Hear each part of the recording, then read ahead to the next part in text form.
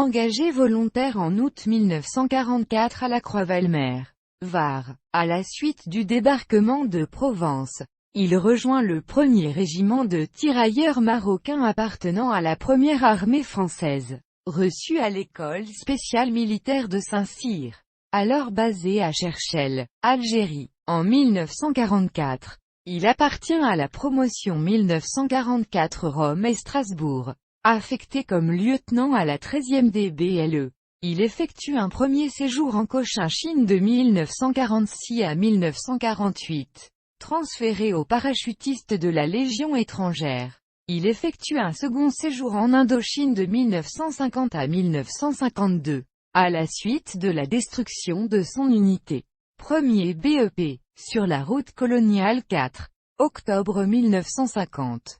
Il est affecté momentanément aux tabors marocains, avec lesquels il est présent à la bataille de Vignène, janvier 1951.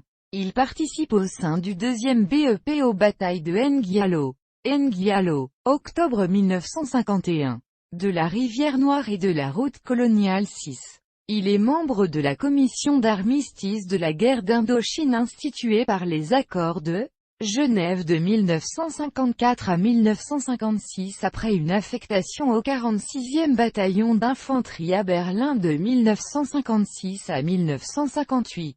Il revient au 1er REP en Algérie comme capitaine. Il prend le commandement de la compagnie de commandement et de soutien du 1er REP en juillet 1958. Il refuse de prendre part au putsch des généraux du 23 avril 1961 à Alger, et démissionne de l'armée en septembre 1961.